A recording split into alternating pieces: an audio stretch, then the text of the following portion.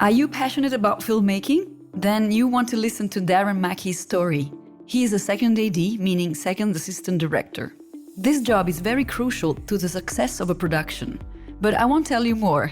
Darren, welcome to my show. We have about 30 minutes to say as much as possible about your profession. So let's start by explaining, what does a second AD do? The second AD is the person who works a lot off the actual shooting floor, and they organize, coordinate all the cast movements, the background extras movements, stunt performers. A second AD makes sure that all those people have the information so that they know where to be at what time, and you know, to go through which department. Do they go through costume first, makeup first? Do they get their prosthetics done? Are they allowed to go to breakfast? What time are they being picked up? What time are they due on set? So we basically logistically organize all these people to go through the various departments so that they are ready 100% when they go to set for the director to start shooting their film or television series or whatever it may be. That's the basics of it. Within that, we also are collecting and coordinating with all the other departments, collecting all the information that needs to go onto what we call the call sheet, which is the daily run sheet of all we're doing, all the scenes that we're shooting, all the elements that are required to shoot those scenes, props, you know, what kind of wounds a actor may have to have that day. So is there a prosthetic piece that needs to go on? So all these various bits of information are collected by the second AD and put into a call sheet. So there is one place for the whole crew to go to look at the day's work. The call sheet is basically the daily Bible for everyone, and you're in charge of that call sheet. I mean, whatever you put on that one is going to be the instructions for all the departments. Is that correct? That's correct, yes. Okay, that's So that's a big role. And when I think a second AD, second assistant director, what is the link to the director? Does it have to do with assisting the director? Yes, it can do, depending on the show or the production. The second AD during prep, especially, we deal a lot with the director, because the director is sort of asking for all these elements that they want for their show, and that can be making sure that they have access to the cast during prep for rehearsals, or making sure that they might say, you know, the cast need to do a particular or know a particular skill to perform in their scenes. So as the second AD, we would then go to whatever department that be. Maybe it's a stunt, or it's they need to know how to DJ, like spin records. And so we would find someone within the art department who knows that, or the art department would bring someone in, and we'd organize the time for the actor to then be with that person so they can learn that skill, so that when it comes to the day of shooting, the actor knows what they're doing, they're comfortable, and it makes it look like they've been doing it for 20 years, if that's what the story entails. Right. So you basically also covering all the time to the shooting. Is that correct? Like, for instance, all the trainings and choreography, if there's dances and all this. Yeah, that's correct. Yes. So having worked on different productions, like a Bollywood production in the UK, and just making sure that, you know, the cast were, again, making sure that they got to the rehearsals on time, because Bollywood dances, they're quite intricate.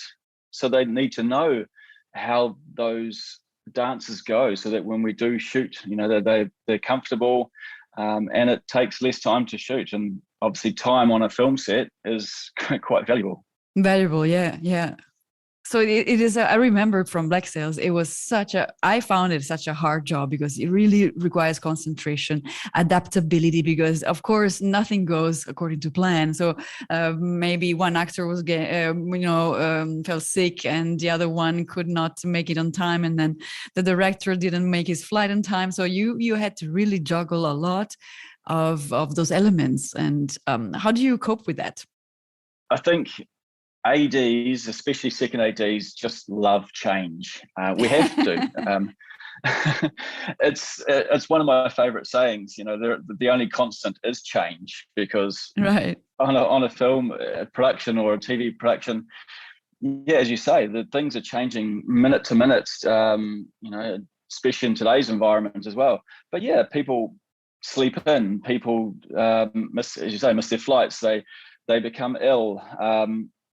If they're doing stunts, there might be an accident on set where not hopefully not serious one, but they might have a little accident where they might twist their ankle for example, and they can't carry on that day. So you have to be ready to change what we're doing at the drop of a hat, really, and come up with another scenario, another scene to shoot.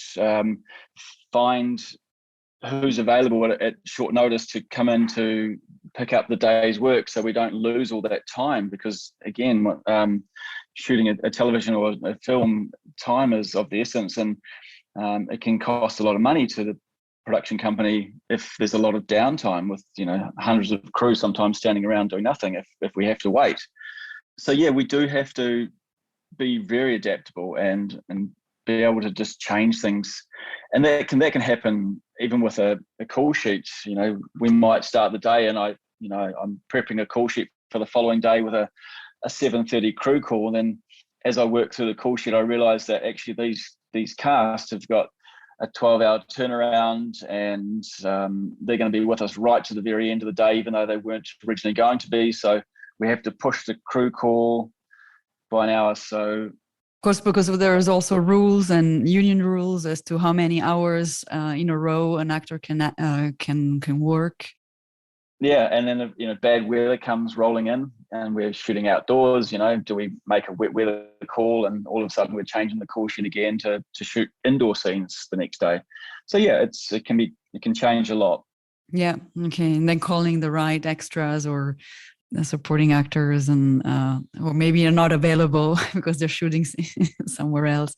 It brings back all these fun memories, and sometimes it was not that fun, but it's definitely makes life very, very active, let's say. And then when it works, yes, I always think making a movie or a series is a miracle, honestly, because everything falls into place somehow.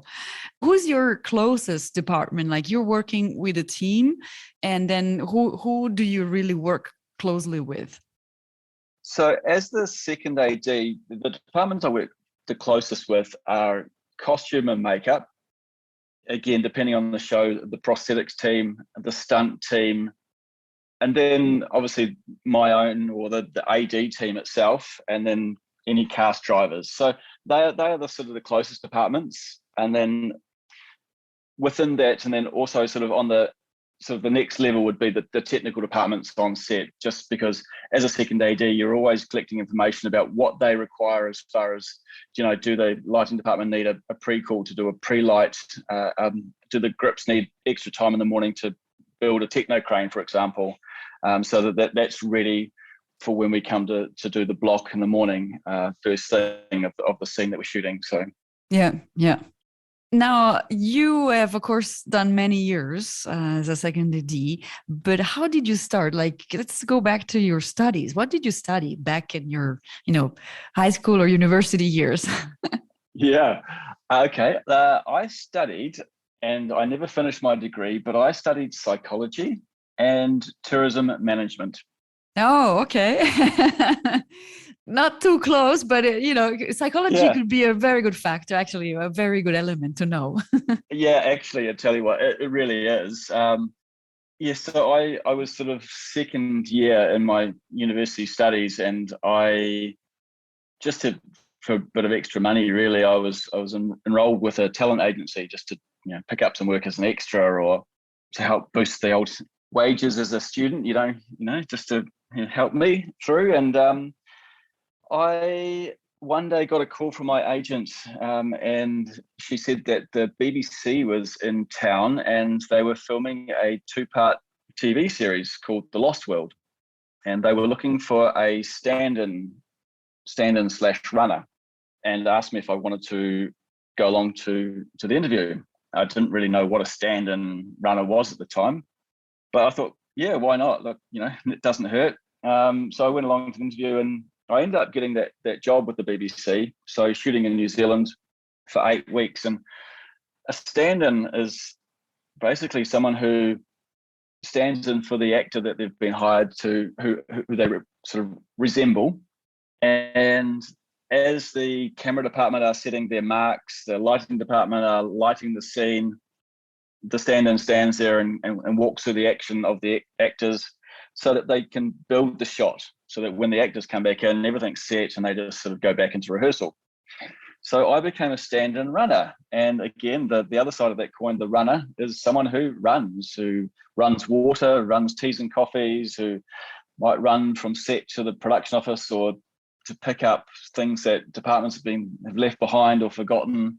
So yeah, it was a crazy but really fun job all around in New Zealand. And that's my first job. Now, at the end of that job, they were going back to London to do the last 2 weeks of filming. So I said to the second AD, whose name was Phil Booth, and to the producer, Christopher Hall, I said, if I flew myself to London, would they employ me for the last 2 weeks? And they both said, yes, absolutely. So yeah, that's what I did.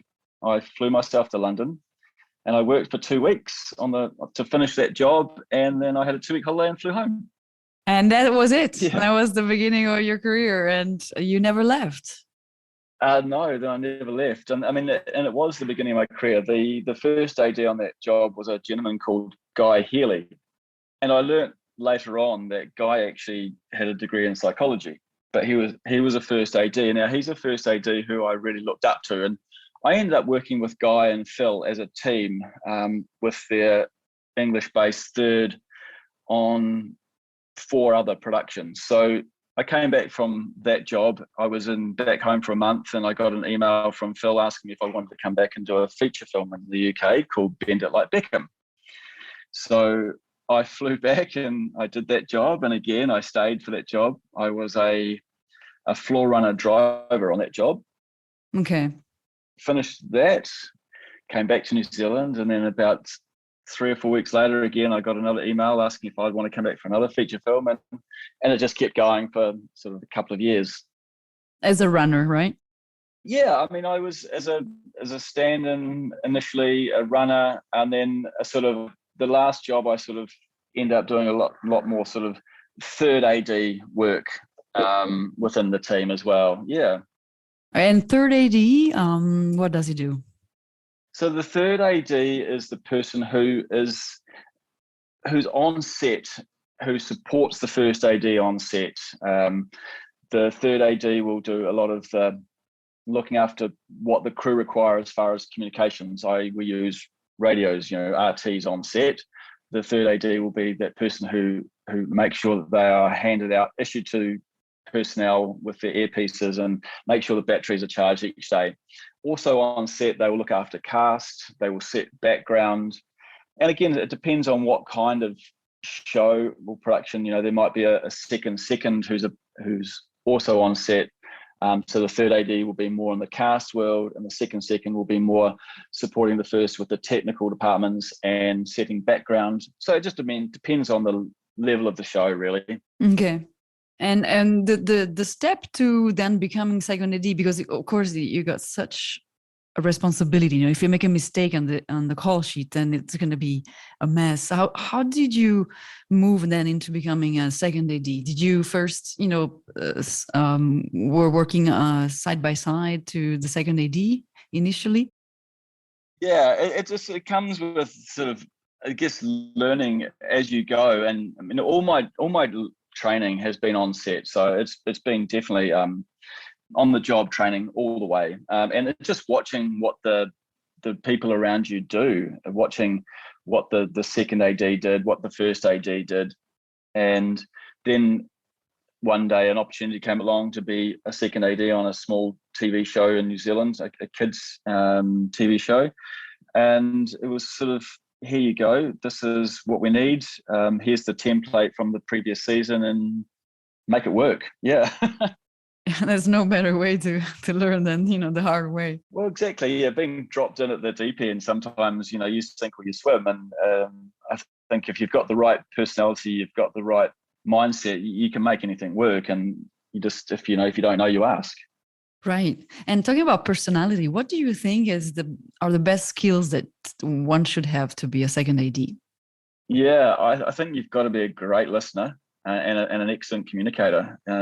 Listening is a big thing, because every department will be talking to you, telling you what they need, and you've got to listen hard and take all that on board.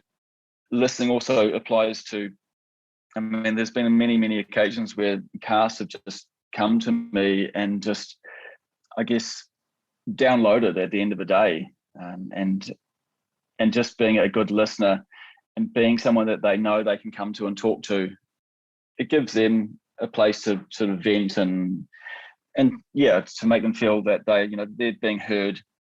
So that's one of the biggest things. It's definitely a great listening skills, being a good communicator, especially when you're either a first or a third or a second on set. Being a good communicator verbally is a really good skill, especially if you're working with big numbers of extras, because you get this big group of people, you set the scene for them, you tell them why they're there, what they're doing, and then once you're on set, you're very quickly, and it can be very short timeframes, but you're setting all this background up and you're giving them motivations to move from here to there, you're giving them scenarios to be in the moment. And that can happen very, very quickly. So you've got to be a very good communicator. You've got to handle pressure quite well and not let it show. I got given the nickname Dazzle Duck because they said that I was like a duck with my feet just going 100 miles per hour under the water, but above water, they wouldn't know that I was under pressure at all. And what else? I think, yeah, attention to detail. Especially with the call sheet. And as an AD, you've also got to be creative as well, because you're interpreting someone else's script. You're interpreting what the director wants. When you're dealing with background, especially, what the director is doing with their actors, you've got to sort of help then pass information on to the background so they don't look out of place. And they're working within the scene to complement the scene, rather than distract the scene, distract from the scene. I see. And is there something, that you find really easy in your job? And then what do you find really hard sometimes? I mean, look, I grew up doing logistics puzzles. So I really like the fact of having to fit, especially, so when you do the call sheet and you've got 10 actors, and they've all got to be ready at the same time, but the 10 actors are made up by, say, 5 makeup artists, and they all have various lengths of time they need to be in the chair for, depending on who they are and what's required. So that puzzle of getting them all through the chairs, through costume as well, to let them have something to eat so they don't go to set hungry, and especially when you're dealing with children. That puzzle of putting that all together, I really like, and I don't necessarily find it easy as such, but I enjoy it and I'm quite good at it. So I think that makes it a little easier. Yeah, I think, as I said before, look, as a second AD, you've got to be ready for change at all times. I mean, but at times change can be not so much hard, but very, very, very frustrating, especially when it changes multiple times in a day. And I know it happens for reasons. But yeah, there are times, especially on the, after a long week, and the last thing you want to do is make all these changes sort of at the last hour of the day. So yeah, it can be hard, it can be frustrating, but it's part of the job, and kind of just sort of, keep the legs paddling and get on with it. Awesome. And is there like a typical work day? Like, are there some standard, let's say, cycles during the day that you can say, okay, that's what I do, every day I can expect to do this and that? Yeah, absolutely. Every day on a film or a television series is exactly the same. It's the same process every day, but it's never the same day because we're shooting different material. We're in different locations, but the process is in the morning. I will arrive pretty much one of the first crew to arrive at the unit base. I'll make sure that all the cast trailers are set up, make sure that they've been cleaned overnight by the cleaning or transport crews.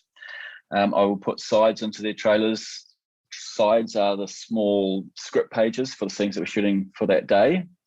I will then take call sheets and I will put them into the costume and the makeup trucks, just so that those artists and dressers know, have a record of what's going on. I mean, they know already because they've been working with it, from the day before, but it's just a good reminder, and also it helps me know, have these people arrived? Again, because as you said, people sleep in. So it's, if I go to the makeup truck or the costume truck, I know, they haven't arrived yet, but I'll just keep checking to make sure they're here, so that I don't take a cast member into makeup and there's no makeup artist for them to be made up by.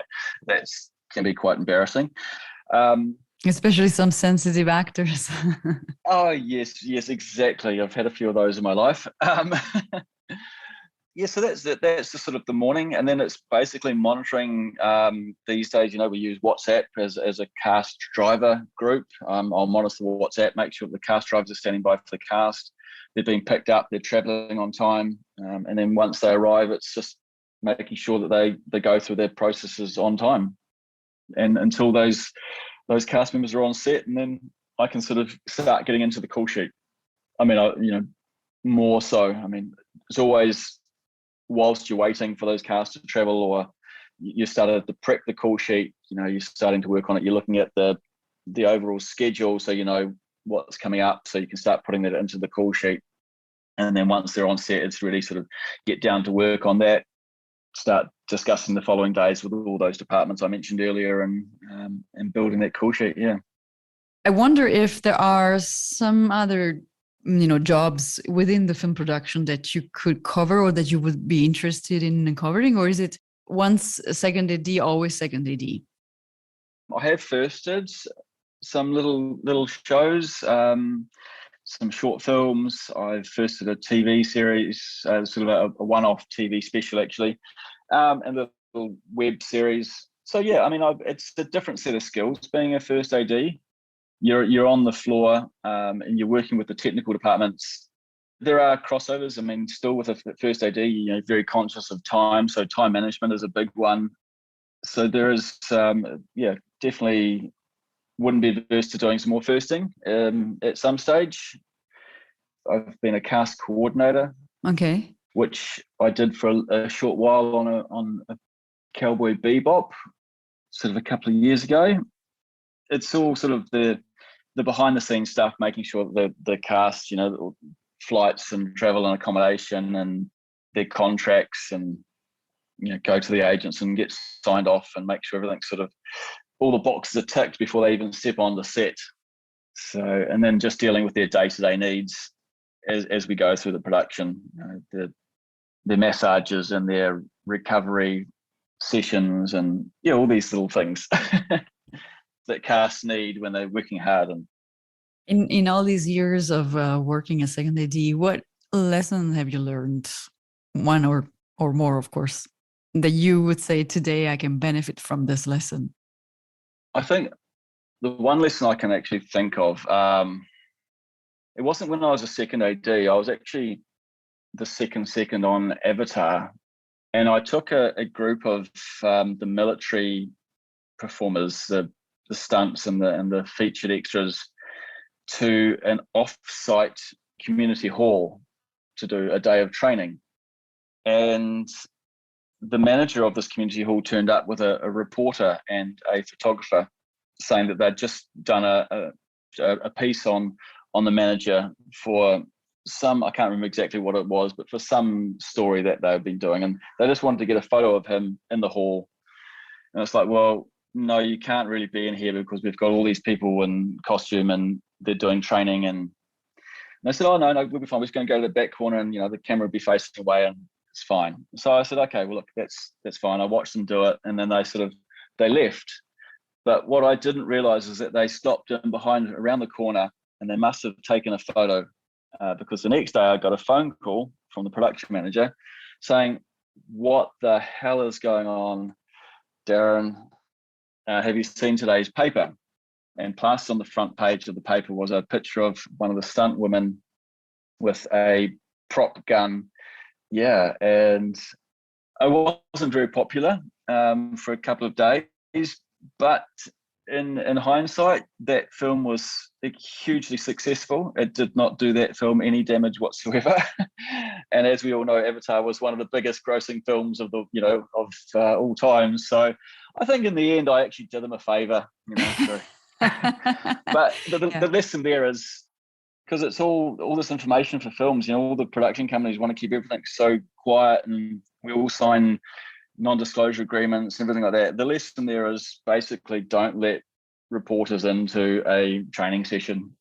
Yeah, no, that's great. And one last question, because I could go on forever. I love to listen to you. What advice could you give to a young person who would like to enter your line of work? Because it's not easy, right? I mean, it's really a closed world, right?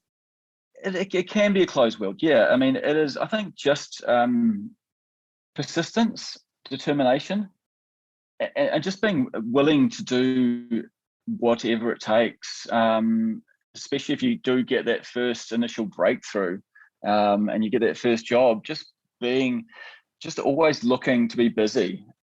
I think that's one of the things that I did really well when I was younger. I was just so amazed at this industry, and I just couldn't believe that I was actually there, that I just wanted to be involved in everything. And I think that showed that I was, because I wanted to be involved and do everything, I'd put my hand up for anything that was happening on set. If the bins needed to be changed and I wasn't doing anything, I'd help clear the bins. I'd run water. I would just do anything, because I just wanted to be involved, and I didn't want to stand around and not do anything.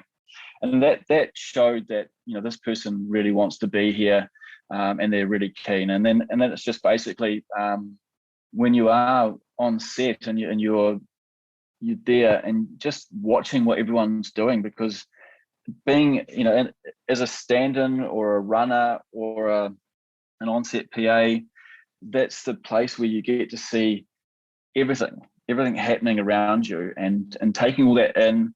Then you get to know all these different departments and what they do, and knowing that information as you move up in the AD world. Because if you're on set as a third and someone says to you, go and get a bazooka, all of a sudden, a bazooka, I found out, was a piece of equipment that the grips use to raise the camera up off the dolly. But at that time, someone said get a bazooka. It's like, you would think of a gun. Am I going to the art department to get a prop bazooka? What am I doing? But yeah, it's so knowing what departments do, and then that, as I say, then when you become a second AD, all of a sudden you've got all this background information. When you're building a call sheet, you know which departments you need to be talking to about what particular elements. So yeah, I think as a young person, determination, persistence, keep trying to get the initial breakthrough. Be an extra. That's how I did being an extra again. I mean, it can be boring at times because you're sitting around waiting to be called to set, but at the same time, once you're on set, you get to meet people, and it can be a lot of word of mouth. It's that's the kind of industry it can be. For sure, yeah. And then you really don't need your CV anymore. Like people just call you. No, that's right. Yeah. Yeah. That is so true.